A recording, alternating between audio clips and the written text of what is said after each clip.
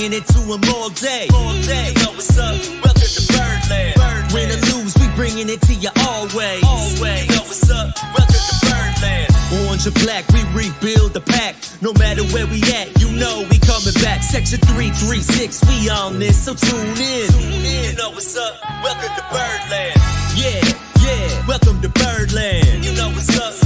Welcome to Birdland. Birdland. Now, here come the boys from Section 336.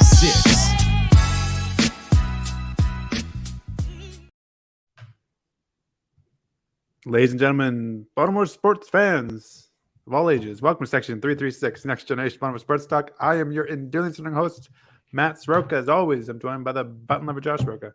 No boys and girls this time. Do you think I need to do I need to just get AI to start doing the show intro? You get a little distracted. You can't handle it at the same time. I can't, Josh. You have, some days where things run smoothly, and then you have days where it's like all the nonsense that could have happened is saved for 1 or 2 or 3 days. That's been my past 3 days. I got a kid who just all of a sudden won't sleep. I got kids who are sick, crazy stuff coming out of both ends. I got M working. I got crazy stuff at work. It's just been a madness 3 days. So yeah, I'm gonna mess up the intro a little bit. I got my son going to baseball camp, a baseball camp that includes very little baseball. I've never seen such a thing in my life. A baseball camp where, I'm not even joking, he's there from 8 to 4, 8 hours, Josh. Not exaggeration. There's about 2 hours of baseball. I'm not even exaggerating. About 2 hours of baseball activities. They're playing dodgeball. They're swimming. They're watching movies. But it's billed as a baseball camp? Yes. Is it ran by a baseball organization? It's ran by a Division I baseball team. It's run by Mercer's baseball team. Mercer's head coach is in charge of it. Don't you get a little say over at what goes on at Mercer's? No, I teach some of the players, and I've let them know my feelings already. I'm not happy with day one. I had baseball camp last week as well. Okay. Did it involve actually baseball the whole time? It was only 4 hours a day. Okay. It was 100% baseball. Yeah. It was hidden off of a pitch machine. None of that. It was, they taught the kids, I like this thing. They taught the kids using a tennis racket. Okay. So that way they could build a little confidence off the pitch machine, but still focus on aiming how they're swinging. I like that. Yeah. There was no real teaching in mine. No, they taught, then they taught with like a mini bat, to help with that. They taught you how to slide. Especially at this age, you don't know how to slide. So it was good. Owen now knows how to slide. It's good. And they taught bunting, which is cool because a bunting's a tricky thing. And if you can teach young kids to bunt, that could be a lot of fun. I don't know if bunting's allowed in 9U baseball, but if it is, we're definitely bunting next year. Yeah. My kid's a home run hitter. He's not bunting, but I'm not teaching my kid how to bunt. I hit a home run in softball last week. Yeah, see, when you're a home run hitter, you don't need bunting. Right. I'm not a home run hitter, but I got one in the playoffs. Yeah, nice. So I was excited. I credit that I went out in the City Connect short socks and the City Connect hat. It sucks for the Orioles. It works pretty good on my softball team. Nice. Well, congrats on the playoff win and advance to the next round. Oh, no, we lost. We lost. So you're bragging about a meaningless home run. All right. It was my first home run in many years. So, yes. First time I cleared the base. And wife and kids got to see it. So that was fun. It was a fun family moment that Owen and Camden and Kelly were there. So that was fun. I mean, I understand that he's 6, and most 6-year-olds have very short attention spans. Silas does not. He has a long attention span. But, I signed him up for baseball. If you sign up, there's an endless amount of camps happening in Macon, Georgia. Right. So if I sign my kid up for baseball camp, I know 8 hours is a long time. I'm okay with the pool at the end of the day. I am okay with that. Yes. So give me 7 hours of baseball and an hour of pool. Who is more upset about the lack of baseball time? You or Silas? Silas isn't happy either. Is Silas is annoyed that he's not playing baseball? Yeah. He doesn't want to watch. They watch The Sandlot. He doesn't want to watch The Sandlot. Josh, I can put The Sandlot on for here. When also you're going to get a group of kids who all like baseball together? You need players to play baseball. Well, you play one-on-one every day. This is a perfect opportunity. Just let them play. See, your kids are still young. You're just getting into this. Part of the summer camp thing is childcare. Yeah, I'm not doing it for childcare. I'm doing it to improve his skills. Doing it for baseball, right? Yeah. Like this week, we don't have baseball camp. This week, we have aquarium camp. And I mean, aquarium camp is cool. They get to spend the day at the aquarium and snorkel and stuff, and that's cool. Yeah. But let's be real. Aquarium camp is about childcare. Yeah. Baseball camp last week was where I cared about what skills are you learning. And I went to like watch because like I want to learn some moves that I can like. Oh, I do it all the time. Stylist. Yes. And I learned nothing. That's important. It was hopefully day 2 will get better. But we'll see. Yeah, that's tough. But I've also seen your little league videos where the baseball at that age is a mob mentality, and they all to the ball. Well, it's really hard too because it's 5.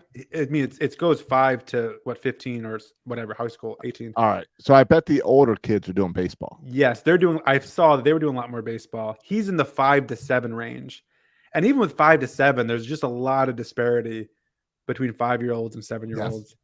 Yes. So like some kids are unable to even like to hit coach pitch at all, and so I get it. And I mean the kids are squirrely and wild, but still, right?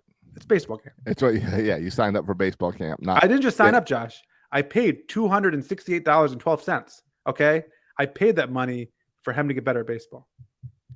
$260. $68.12. Oh, I act shocked, but I don't know. It's 8 hours a day for a week. Okay. I don't know if that's outrageous or not. I don't know either. I was acting outrageous, and then I realized that I have no clue what we just paid. I went and looked it up because I was like, "What am I paying for here?" Maybe go back and look it up. Let's see. That's what I'm trying to look it up because I'm like, that seems a little high. Yeah. I mean, my experience just looking 9 a.m. to 3 p.m. Yeah, for this baseball camp. Hold on, that see, that's all sports. I don't want all sports. I want baseball. Yeah. All sports was 205. That's probably close to what. Yeah, and that's 2 hours less a day. So that I think that's comparable. Yeah, I guess so. But we did half day, and half day seemed like a good outing because then he's not burned out on baseball. That's what I'm saying. Like, if you can't do a full day with 5 to 7-year-olds, then do a half day. All right. But I don't want to watch movies at baseball camp. Here it is. We did 4 days, and it was $140. Okay. For a half day. Yeah. So $70 a day. Yeah. So mine's 5 full days. All right. So maybe it's not too bad price wise. Sounds like it's a pretty good deal price wise. And it's cheaper than a babysitter. But again, it is. But again, it's titled baseball camp. If you told are you the type that if you get a babysitter, I guess the difference would be getting a babysitter who's like says, "Oh, we're going to hire this babysitter, and she's going to take you to the park and play with you all day," and you hire her, and she just puts on the TV and tells kids to watch. Right. No, I got a babysitter who brings over arts and crafts. I got to go a good one. Oh, that's a good one. Does she do the dishes? It's one of my students, one of my education students. So. Now you're making it creepy. Well, no, I'm just saying. I teach a bunch of my students. I get education majors. Their business is teaching kids, and that's the pool I can draw from for babies. Okay. And how much do you grade affect their grade based on how they watch your kids? Well, it's how I pay them. I don't use money, the traditional route. I use grades. All right. Like I said, seems creepy. It's just a different form of currency. A different type of currency. Yeah, sure. Let's put it that way.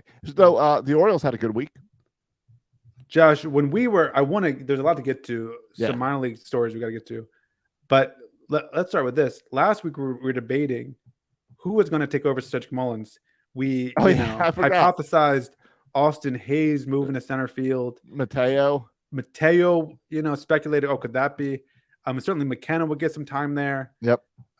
No one our conversation did not touch on really at all a free agent signing.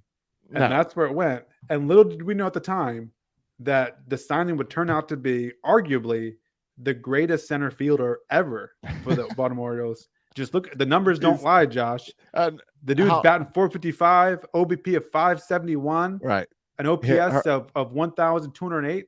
had to leave the first game with cramps or something. If those stats continue, he will go down as the greatest center fielder in the history of baseball, and certainly the history of the Orioles. Yes, but okay. Are we really going to judge Say it's off not of those true. stats? Say it's not. Is that not true? If that continues, If he the whole year, if he I will hits give that 455 with an OBP of 571, he would go down as the greatest ever. Yes. All right. Yes. If he hits 451, sure. Right. Are you expecting him to hit 451 for any more this year? No, I'm expecting him from here out to hit about 151 from here on out. But let's enjoy the 451. Josh, how does this? Let's start with Aaron Hicks. He got off to a really good start. You know, he's played in 4 games and has 5 hits in 4 games. So he's played really well. He's also walked 3 times, which he knew he could walk.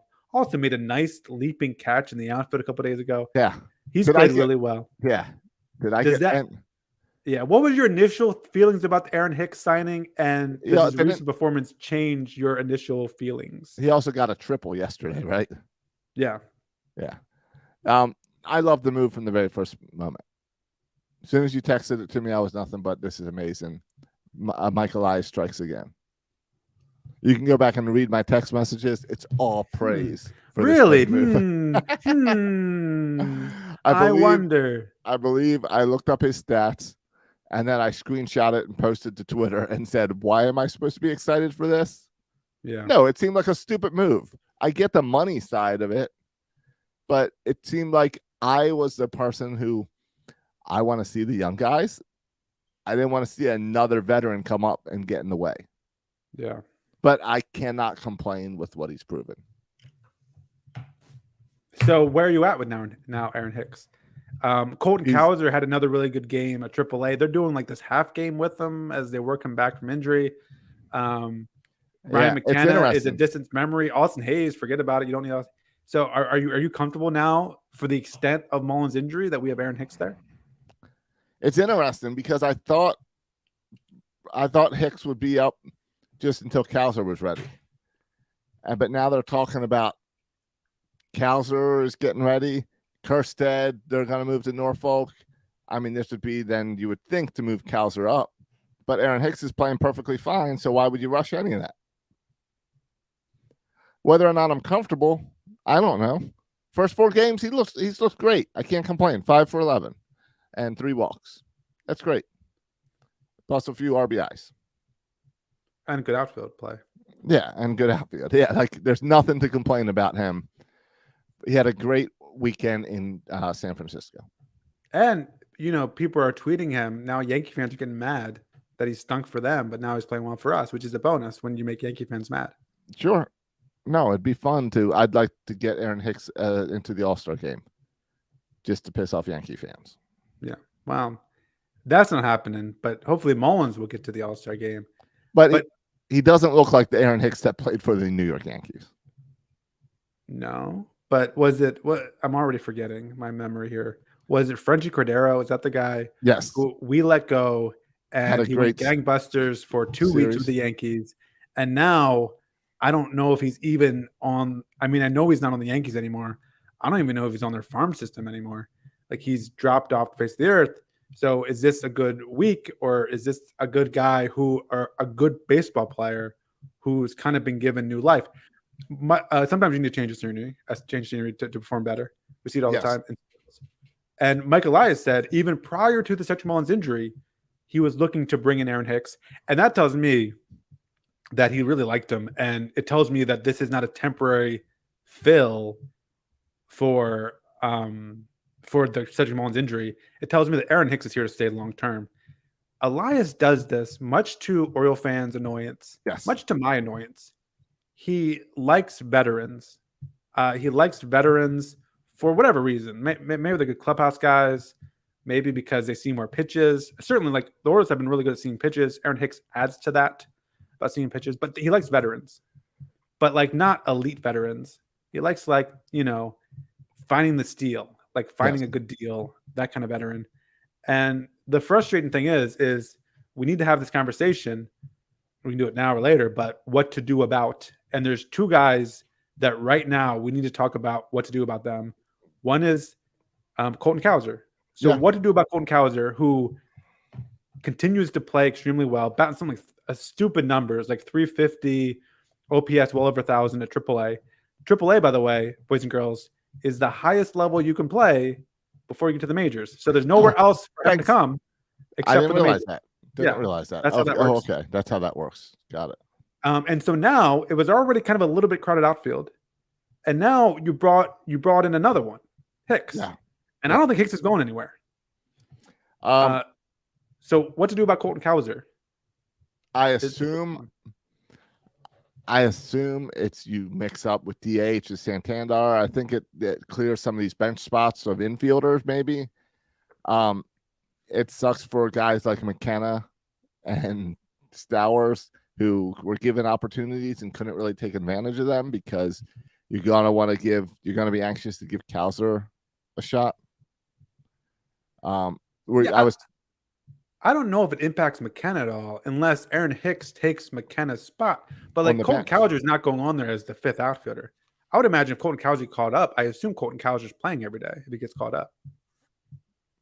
So could you hold off and not make a decision on Cowser, or even at this point, if you're holding off, it's really Cowser or Kjerstad. Could you hold these guys off until you make a trade? Yeah, it's not Kjerstad. Kjerstad's not in this discussion, but he's going up to Norfolk this week. Okay. And Josh, how long does Elias make you play at Norfolk before you get called up to the majors? However long you think Elias takes to call you up from Norfolk, add 3 months to it. Yeah. Because it's going to take even longer than that. So I don't think Kjerstad is knocking on the door. Cowser, I think, has been at AAA long enough. Got there last year, played well last year, and now has played well there all so far this year. With that, I think I don't know what else he can do to warrant a call up. Yeah, I don't know. But what makes you wonder if a call up or trade candidate? Because we know we have too many outfielders. And the question is, do you use that to bring in a real arm? Because or do you trade a guy that's up already, like Santander, to bring in a good arm? It's going to get interesting. I don't know. What do you do with Cowser at this point? Let's say by the weekend, Cowser's ready to go. What do you do? Yeah, I mean, I think the convenient excuse right now, and I don't know exactly how helping only playing him 2 at-bats or 3 at-bats helps him only playing half a game. But you can you can use this excuse now. He's still working his way back from injury. He's still only playing half a games. So you can wait, a couple days, maybe a week. And then either he's hurt or he's healthy. And if he's healthy and still hitting like he's hitting, it's hard. We're at where we were last year with Grayson Rodriguez. Like, it's so obvious that he needs to be called up. But again, he warrants everyday playing time, which means someone's benching. Aaron Hicks is playing so well, it's hard to bench him. Austin Hayes is an all-star. He should be an all-star. You're not benching him. Santander, you can move to DH. That's fine. And in fact, I prefer it because if we can go the rest of the year without McCann playing DH again, I'm a happy camper with that. I don't know why McCann's ever batting DH, playing DH. But so yeah, I guess that might be the answer with Colton Cowser. And then all that goes out the window though once Cedric Mullins comes back. And if you wait, a week, 2 weeks to call up Colton Cowser, and then another week or 2 weeks before Mullins is back, so then you're back to kind of where you started. But I guess at that point, the trade deadline will be close enough that you can clear room if you really needed to. Yeah, and I mean, I was just looking at what Cowser did yesterday. He got a double and a home run. Yeah, how about that for 2 at-bats? And that was 2 at-bats for the game, right? Let's see. Or was there a walk-through in there too? I saw it was 2 for 2. Yeah, he got 2 walks also. Oh, and 2 walks. He had 4 at-bats. Yeah. How about that? Perfect day for Colton Cowser. Yeah, literally you can't play any better. So when I say, all right, give him till the weekend, no, it's time now.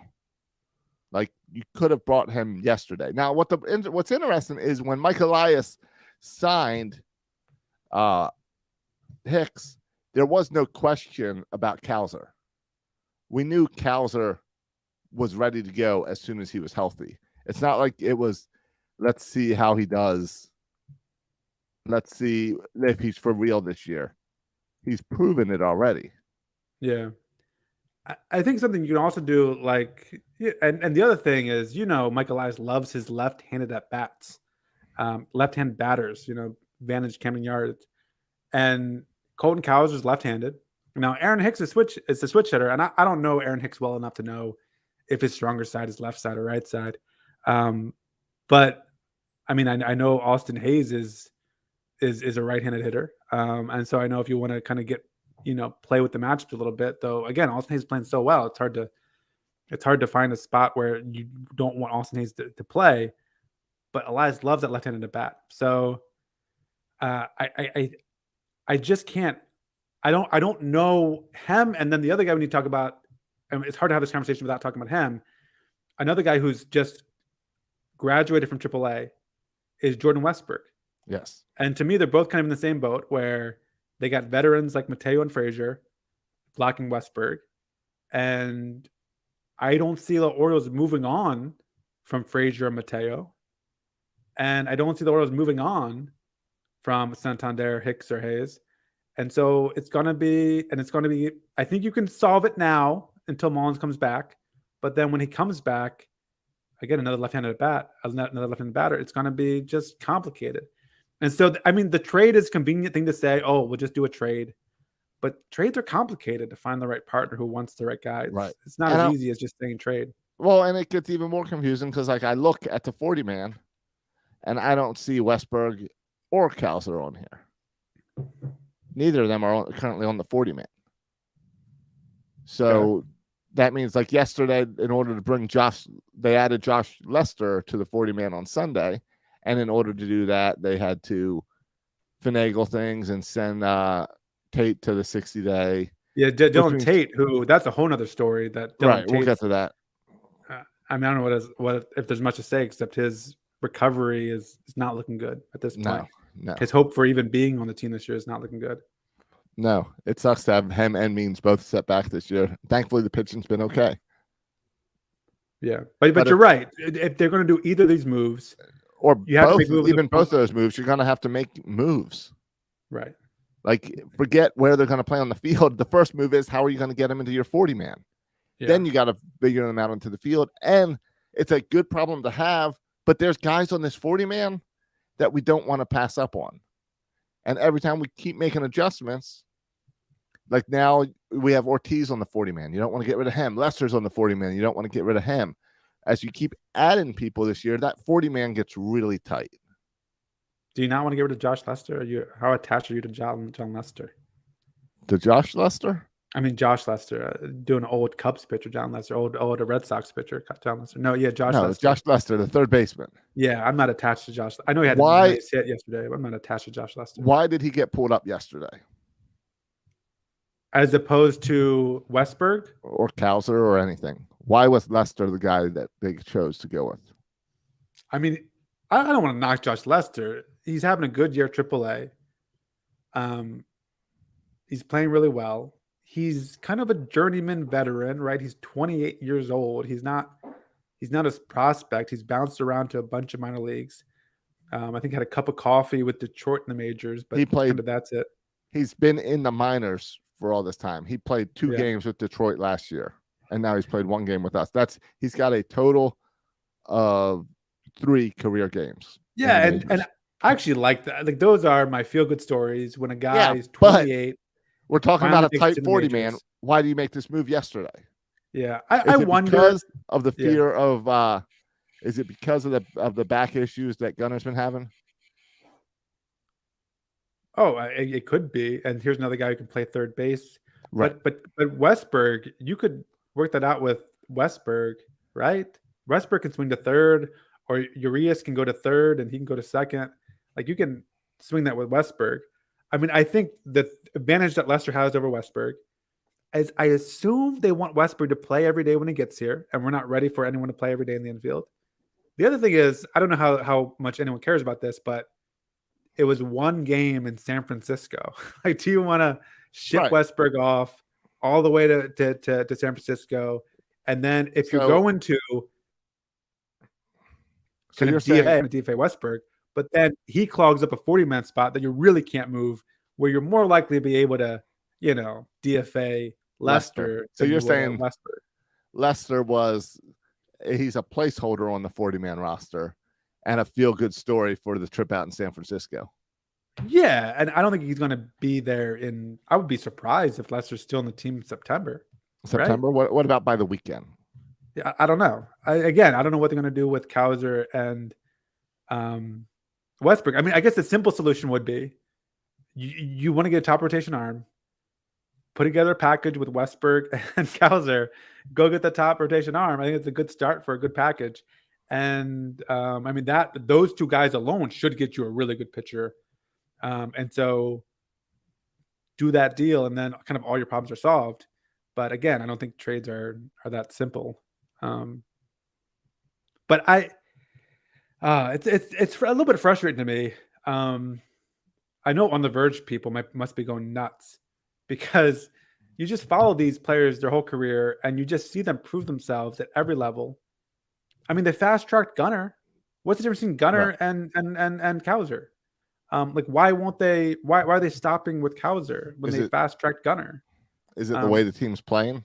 Westberg's like 25 years old now. He's not like a spring chicken anymore. But it's the what you know versus what you don't know, and you've got an infield that you're comfortable with. Yeah, I guess. I mean, Mike Elias has all the computer models, right, that kind of predict how players are going to play, right? Who's predicted? If you put both these names in the computer system, the computer model, who do you think the computer says is going to have a better year from here until October? Aaron Hicks or Colton Cowser? Yeah, Cowser. Yeah, I would think Cowser, right? Yes, I think so. I think every computer model would say that Colton Cowser would outperform Aaron Hicks. I think that's true. Yeah. So why is Aaron Hicks here and Colton Cowser is there? A veteran leadership. You still want Colton Cowser to work on stuff. We don't know what that is, but maybe there is still stuff he's working on. I don't know. It's weird. Yeah, and I guess it depends on. So if you bring Cowser up, Hicks goes to your bench spot, you would think, and then he's that veteran presence. What, until Mullins is back? Yeah, but why? Look at Frazier. I thought that was Frazier's role, but Frazier's an everyday player. I mean, I think Hicks is an everyday player. I don't see. I don't think Hicks is. If you read the quotes from Hicks, he has no intention of being a bench role. Like, Hicks thinks he's an everyday player in the majors. And he's proven it. He's proven it this weekend. There's no need to move him. Yeah. And that's the same problem we're having in the infield, is how you get these guys in. So I don't know. It gets tricky. And last time we made any type of prediction, the Orioles the next day made an announcement to go completely against our prediction. Yeah. And listen, people are already imagining trades. And I'll say this also with trades. It's tricky because you got to find the right partner. There's not a lot of valuable ace arms out there. We still don't know who's out there, right? Because there's still a lot of baseball left to be played. Who's in, who's out. Teams haven't made their decisions yet. But then also, Mike Elias has not shown that he's willing to give up top prospects for an ace. Nope. He doesn't have a track record of that, even pre-Baltimore. Yeah. I mean, his style is to go trade for Cole Irvin. Like, he could have made this trade in the offseason, but he chose to trade for Cole Irvin. So what makes Birdland think that now he'll package a deal of prospects for the ace? Can I tell you why he doesn't need to? Why? Well, he's gonna tell the John Means story of John Means coming back, but now he's got another quiver in his pouch. What's that? Grayson Rodriguez. Right. He sent Rodriguez down, work on this. Suddenly comes late July, and it's like, oh, well, I don't need to make a trade. John Means is coming up next week. Grayson Rodriguez is going to start on Sunday. Let's go. Well, his argument was hurt immensely for John Means because John Means had that setback. Yes. So that really hurts the argument for John Means. And Grayson Rodriguez is another. What do you do with Grayson Rodriguez?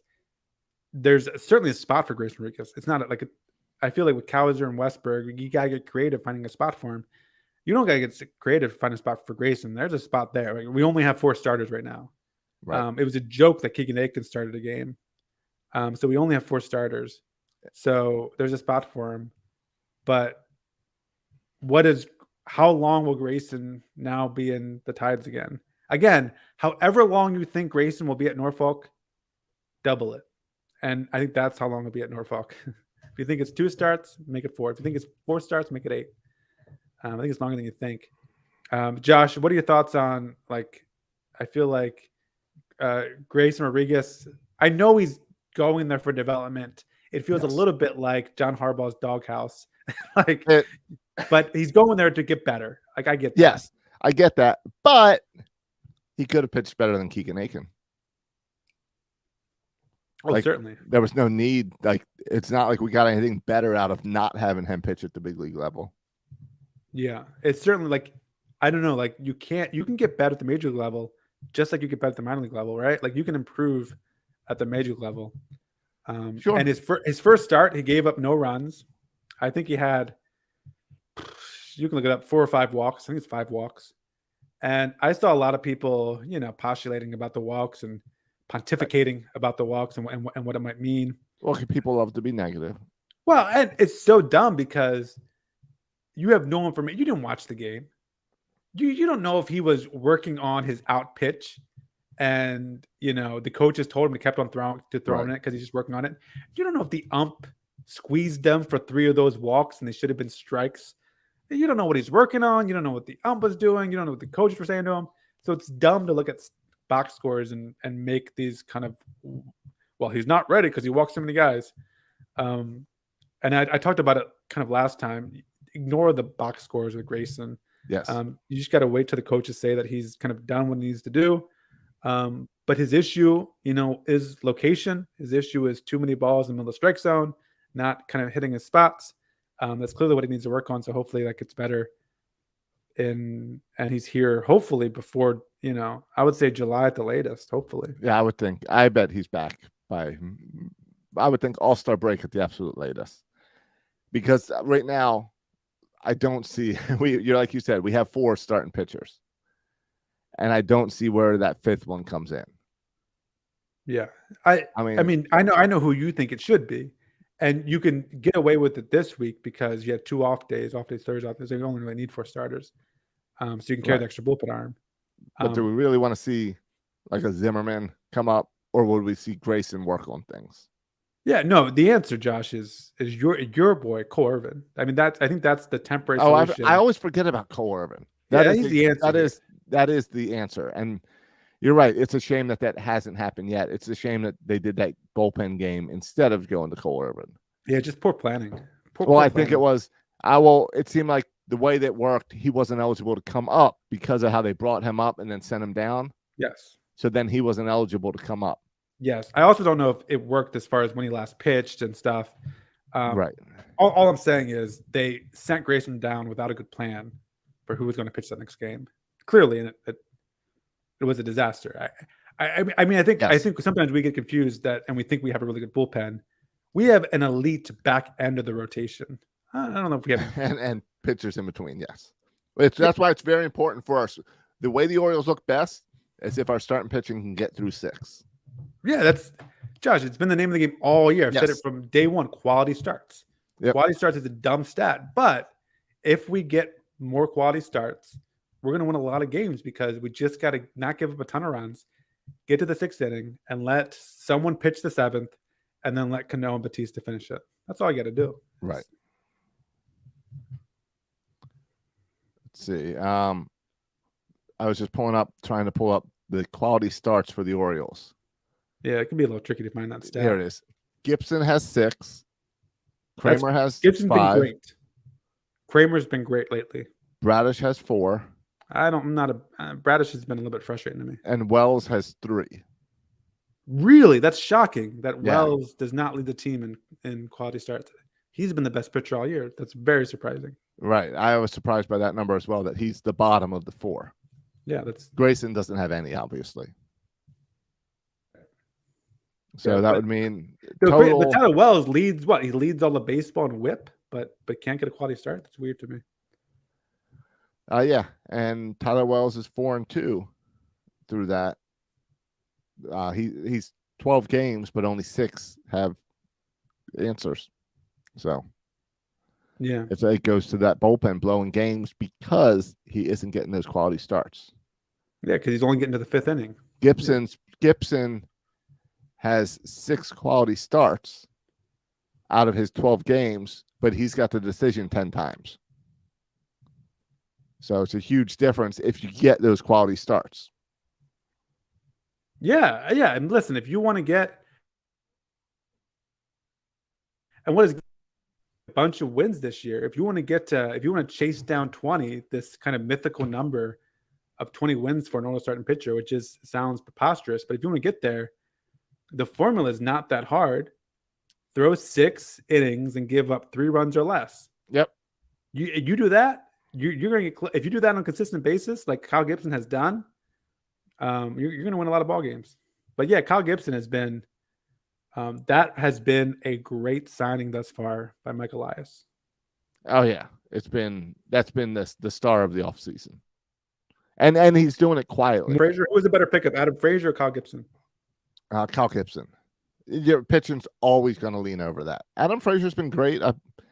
No complaints about him. He's definitely been a surprise. But Kyle Gibson's quietly been getting this. He's quietly 7-3 with a 3.89 ERA and a 1.3 WHIP.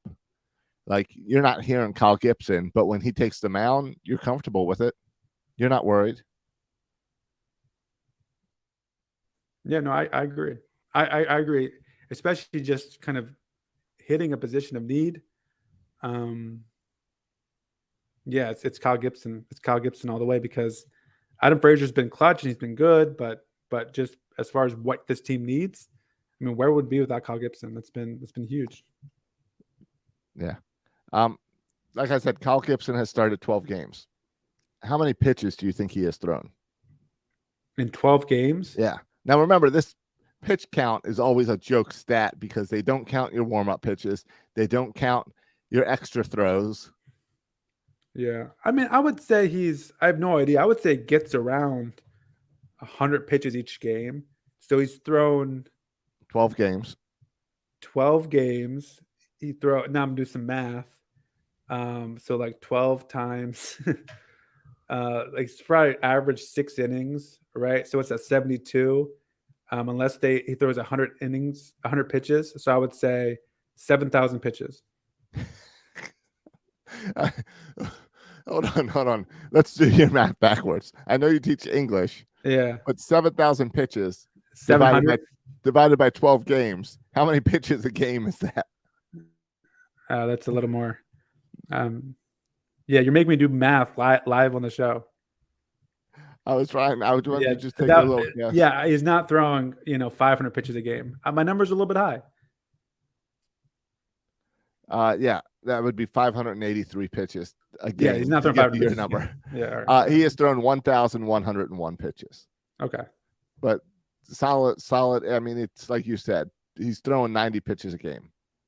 Yeah, he's in that 90 to 100 range. Yeah, which is great and much needed. And he's doing it's the 6, 7 innings he's going instead of throwing 100 pitches in 3 innings. Yeah, this is the mythical thing that no real pitcher I feel like could ever do, and this is what Grayson can't do, and this is what Tyler Wells. This is what I know, but still struggles to do it.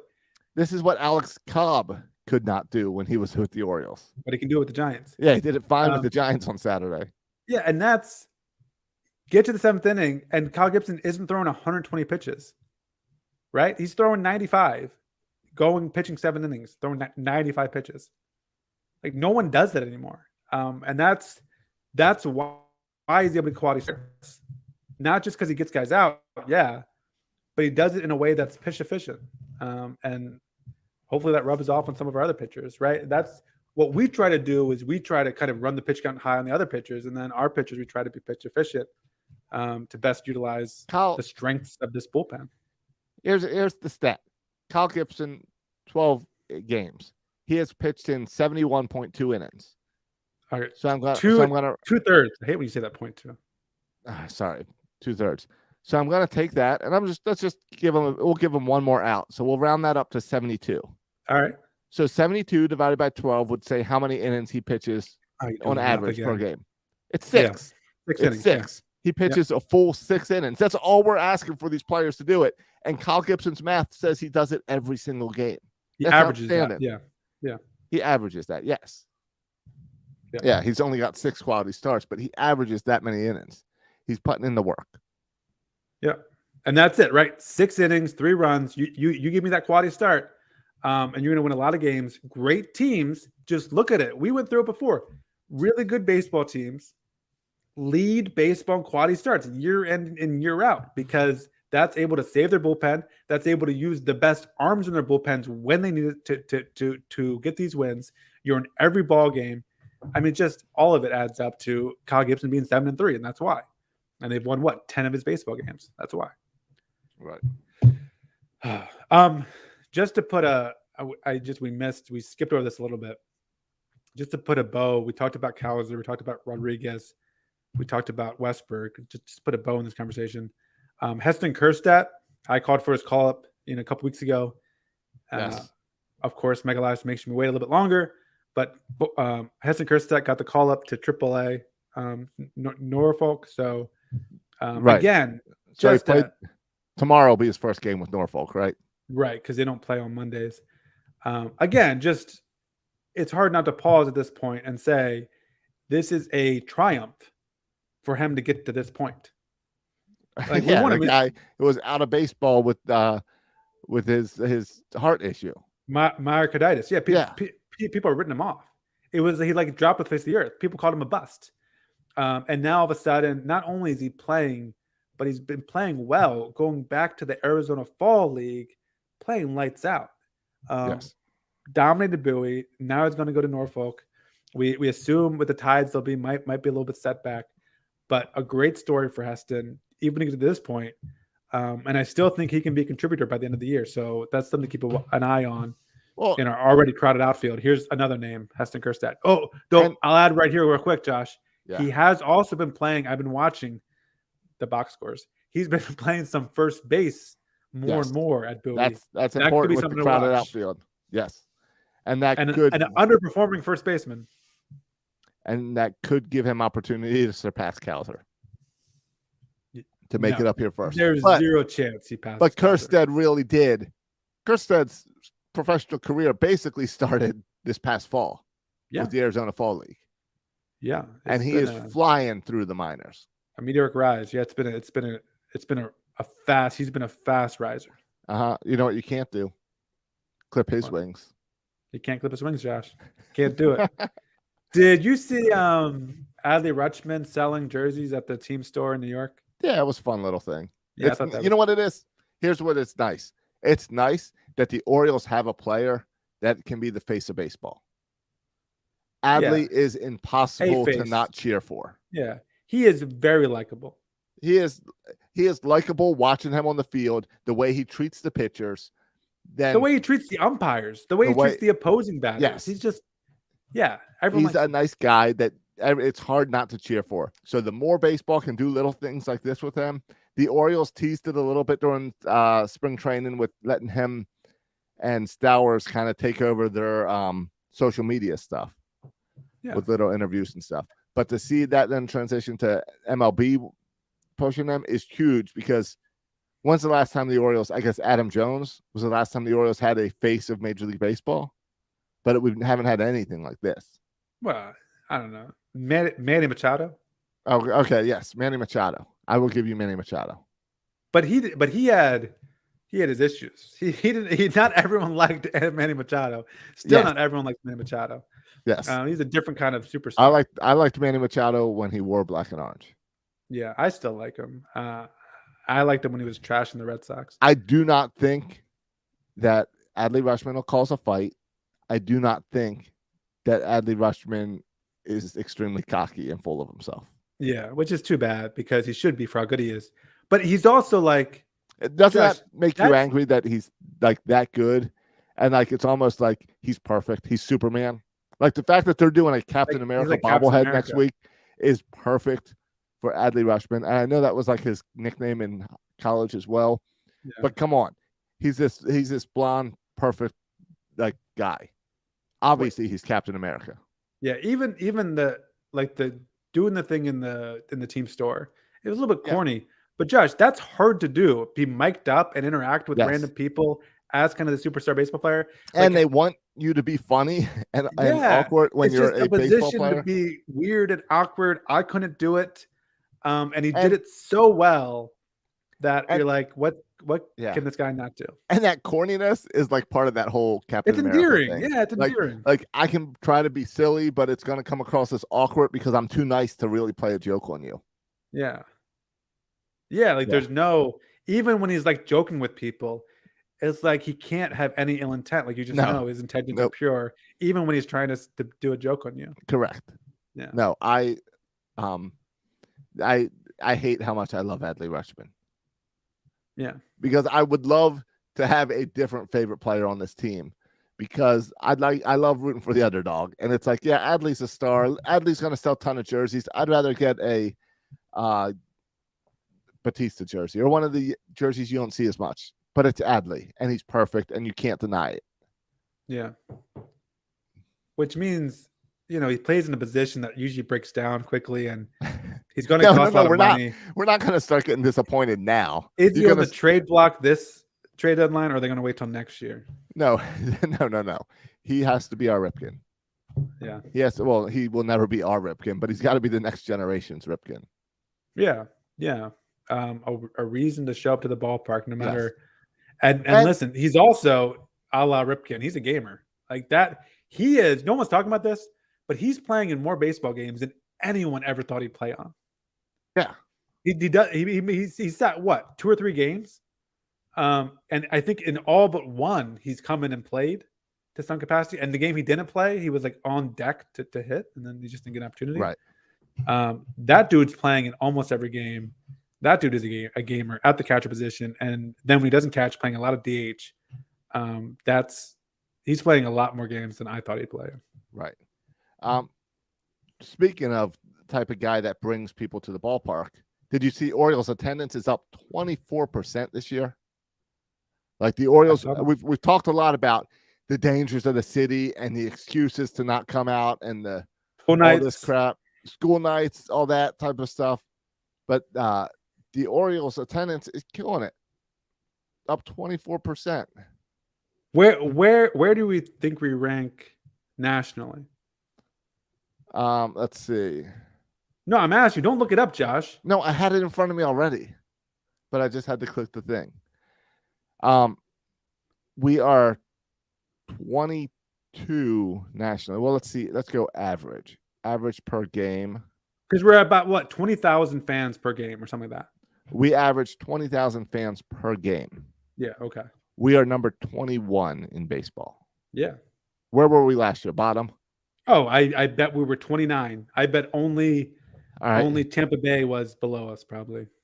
Ahead of us is the Dodgers are number 1. That makes sense. It's LA. Are you going to go through all 20 that are ahead of us?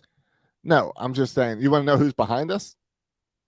I mean, we can. Here we go. If you want to talk about teams going to Nashville, well, look to Oakland in case Vegas falls through.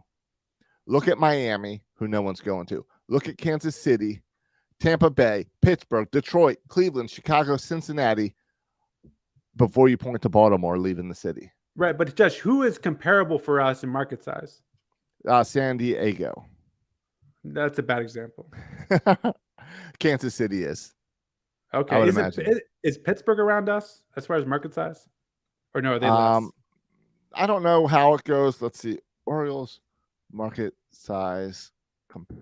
I don't know how it works because everyone talks about how we've moved to like this small market team. And like even now I Google market size and the latest thing I have is 2012. And I don't want that. I need a modern because the Nats screwed that all up and then won the World Series a few years ago. But it's going to be interesting to watch. Certainly there's no mystery here outside of Tampa Bay that teams who win more have better attendance. So All right, here we We've been go. saying this from day one. You can talk all this crap about the city and whatever. Win ball games consistently, and your attendance will go up. Well, look at that. We were in the past several years, we were 29th, 28th at the bottom of Major League Baseball. And now we're 21st. Our attendance is up 20-some%, whatever you said. Why? Is it random? No, it's because we're winning more baseball games, and it'll continue to go up. I expect at the end of the year, I'm calling it now. End of the year will be top 15 because we're going to keep on winning ball games. I agree. We're going to be up. The fact that I pulled it up. Here's team market sizes. Baltimore is number 21 in market size. Okay, and we're 21 attendance. Right. So why do so many people complain about attendance in Baltimore so much? Below us is Milwaukee, Cincinnati, Kansas City, San Diego. Then it becomes Baltimore, Pittsburgh, St. Louis. So the fact that we are outdrawing Pittsburgh, we are outdrawing Detroit, who has the 14th size. We are outdrawing Tampa Bay, which is the 13th size. There is no way Tampa Bay is 13th. Get out of here. Think about it. Tampa Bay's market reaches out to here. My area is crossed between Tampa and Atlanta. You're telling me if you ranked all the fans, the team that has the most no. fans, that's not how market size works. Area. Market size is you take a big market size is based all on TV networks. So it's how big your TV network is. All right. I don't understand how Tampa Bay is 13th, but I'm gonna let it go. Josh, speaking of which, did you see? I thought you'd be all over the story, but you haven't said anything about it. So, all right, what's the story? The San Diego and their TV rights. Oh, how they Bally Sports lost. They lost it with Bally Sports, right? These not Masson, but these other things are going bankrupt. Yes, no, they're all owned by Bally Sports. It's all the same. Oh, it's all Bally Sports. That's going bankrupt. Yes, but now in San Diego, yes, you can stream. There's no local blackouts. Yes, you can stream all games. This is the future of baseball. We talked about this during the preseason, during the off season. I told you this in February. But it's happened. It's happened now in San Diego. I told you this in February that Major League Baseball announced that as these things go bankrupt, they're going to take this over, and they're going to handle the streaming. And that's what's going on. That is going on everywhere? It's going on in multiple places. I don't know outside of San Diego, but I know. You're not prepared to talk about this. I'm surprised. I'm not prepared at all. But I do know that this is the future, and it's part of what baseball needs to figure out with this blackouts right and streaming rights. And it's where football can easily just flip a switch because they can theirs is all based on their own contracts. Baseball didn't want to put out the infrastructure to do this, so they left it up to each team, and now it makes it a lot trickier for baseball because each team sells their own rights and has all these contracts. So it's going to be one team at a time as contracts expire or companies go bankrupt. Companies go bankrupt because everyone's cut the cord and no one, and they were anticipating all these cable buyers and there's not there. All right. So can Masson go bankrupt so that the Orioles don't have to pay the Nationals? If Masson goes bankrupt, does Major League Baseball get the streaming rights of the Orioles and then we don't have to pay the Nationals? Yeah, I think it'll go to court and like always they'll side with the Nationals. Not in another 10 years. Yeah. So Josh, as we kind of wrap up the episode, Orioles looking ahead. So I don't know if you want to look back at all. Lost 2 series back to back. That's got to be the first time this year. It was. We lost to the Rangers and Guardians. That was tough. And then we bounced back, going all the way to San Francisco. That's, by the way, a stadium I want to go to. Josh, if you go to yes, I'm kayaking. Are you kayaking? That's where I'm going with this. I'm kayaking for at least one. In the stadium, or are you kayaking? I'm going to 3 games, and one of them I'm out on McCovey Cove. McCovey Cove. I've heard the water's really cold, and there's sharks in there. Yeah, and I heard Derek Arnold went and had trouble because he had to use the bathroom and couldn't get out of his kayak. Oh, and I guess it's too crowded to just stand up and go, huh? Right. A lot of people there. So make sure you take a bottle. Or depends, yeah. Yeah, like the girls going to the Taylor Swift concerts. Okay, that's another cultural reference over my head. Josh, coming up for the Orioles, though. I mean, the Giants are a pretty good team. Giants are a good team. Milwaukee's a decent team. Yeah, so Milwaukee has, they're over 500. I think they're 32 wins. they're 32-27. Yep. So we're better, but they're good. Right. They're leading their division. Yes. They're good. They've got good pitching. Yeah, we hope that they fall apart, so they trade their pitching to us. But they're still playing good ball. And then after that, before we meet again next Monday, we have the Royals. Yeah. Which sounds winnable, right? It sounds sweepable. Sweepable. Sounds sweepable. Yeah. No, you don't. I know bad teams. We've been the Oriole teams who it's hard to sweep bad teams, but that's one where you look and it's exciting to see to play well against Milwaukee, to play well at home at Kansas City. Get an off day at home is nice. While you're then waiting for the Blue Jays to come into town, that sounds like a great time. Yeah, and then you get the Cubs behind them. June's not too bad. Yeah. No, June's not compared to May. Forget about it. But this, for me, this is the point of, and we talked about this a little bit last week, Josh. I hope this is the most adversity we have this year as a team. But we're going through some stuff right now. Our top pitching prospect, who was supposed to kind of be our ace, is in Norfolk trying to figure stuff out. Yep. Our top outfielder, arguably the second best player on the team, is injured. Aaron Hicks, for Pete's sake, is our everyday center fielder. Jorge Mateo, he'll get a good contact once a week, and you think, oh man, if Jorge Mateo can do this once a game, we got something here. Jorge Mateo still stinks. Like, we are experiencing some adversity. Gunner's starting to warm up, but he's still getting bad luck. Yeah, Ryan Mountcastle stinks. We have 4 starters, literally right now in the majors. Yeah, that's a problem. So we're going. All I'm saying is, and we just won a series against the Giants. This is kind of our adversity that we're going to overcome. Hopefully, win some games, and then we'll get Mullins back. Grayson will figure it out. Gunner will be like Stolt South. Ryan Mountcastle will bounce back. Hopefully, Mullins will come back from injury. And these are things that kind of make you tougher. That you've kind of overcome these challenging times. So yeah, and I'm glad we're doing it now. I mean, talk about appreciation. At least we got through May. Beginning of middle of May, this wasn't happening. Yeah, we got through May, which was important. Yeah, so we'll see what this week brings. That's what's great about baseball. We could win 5 games this week. We could win 2 games. You just don't know, and it'll determine our mood, how they do. That and how often Silas actually plays baseball camp will also determine my mood. Those 2 factors, the Orioles winning and how much baseball is played at camp, will determine my mood for next week. Well, I think the Orioles winning will control it a little more. All right. I don't know. It's really irritating. All right. Anything you want to plug or talk about before we get out of here? Yeah, I do. Did you give up on the mustache?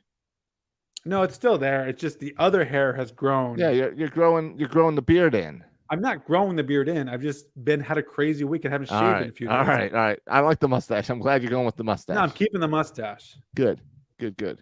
You it's good. It's good to mix things up. Tampa. The Orioles play in Tampa in July 22nd. I bought my tickets today. So if anyone wants to come down to Tampa or is in the area, wants to come to that Saturday game, there's a large group of Orioles fans going. Just send me a message. It's up to 70 people right now going, all sitting together over on the Orioles side of Tropicana. So if you want to go to that July 22nd game, message me. All right. I'm going to 2 Oriole games in the near future. Me too. Okay. I'm going Friday, June 23rd. You're going Friday, June 23rd? Yeah. Hold on. I got to get my calendar. And then I think Dad just convinced me to go 1 game in the Dodgers series, which is, I think, like the 14th and 15th of July. How are you getting up there? I think I'm just going to stay there. Okay, because it's the hold on, that's Miami. When is the Dodgers? I think in July, the middle of July, like the maybe the 18th and 19th and 20th, maybe that week. All right. I was just looking at it's the Dodgers. Yeah, it is the Dodgers.